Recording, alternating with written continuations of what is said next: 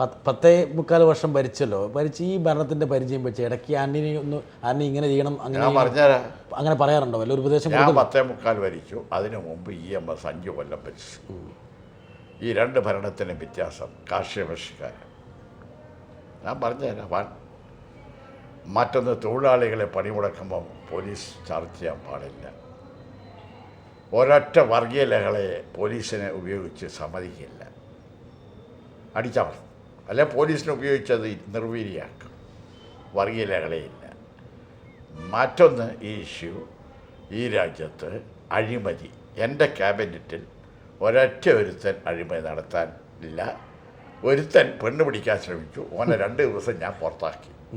2 ദിവസം കൊണ്ട്. മനസ്സിലായ നാടാരെ? 2 ദിവസത്തിന് ശേഷമാണ് ഞാൻ പുറത്താക്കി ക്യാബിനറ്റിൽ നിന്ന്. Within 2 days. ആൻഡ് സഹിക്കുക അല്ല ചോദ്യം. അപ്പോൾ കറപ്ഷനില്ല, വർഗീയ ലഹളയില്ല. കാർഷിക പരിഷ്കാരം EMSൻ്റെത്.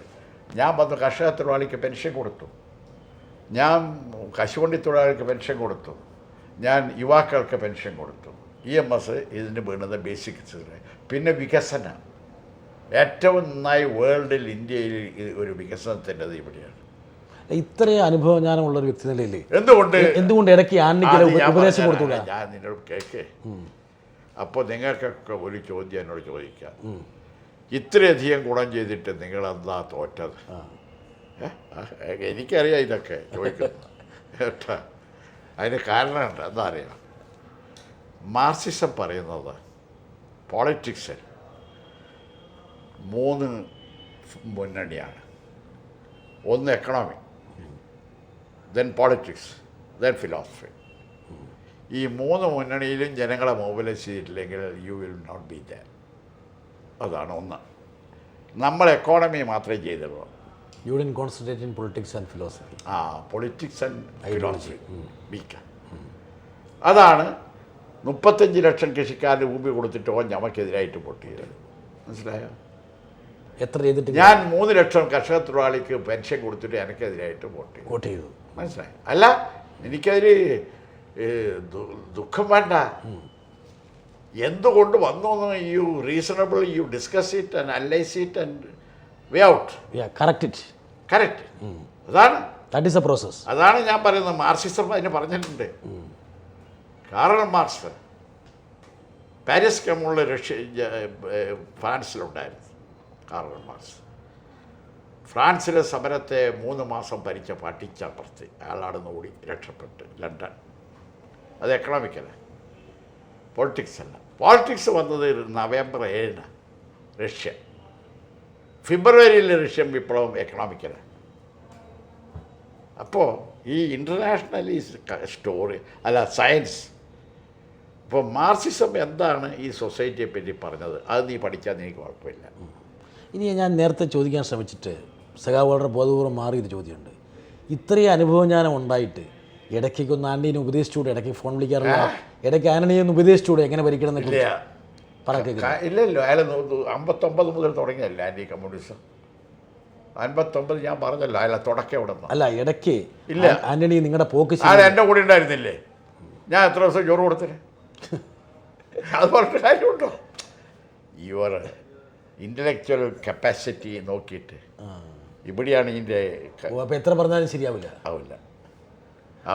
ഇവിടെയാണ് ഇതിൻ്റെ ക്ലക്സ് കിടക്കുന്നത്, ഇതിൻ്റെ ഉള്ളിലാണ്. അല്ല, ആൻ്റണിയോട് എപ്പോഴെങ്കിലും പറയാൻ ശ്രമിച്ചു? അല്ലാതെ എൻ്റെ കൂടെ ഭക്ഷണം എത്ര ദിവസം കഴിച്ചിനാണ്, എത്ര ദിവസം KKG സെൻ്റർ വന്ന് ചായ കുടിച്ചിനാണ്. വല്ല കാര്യമുണ്ട്?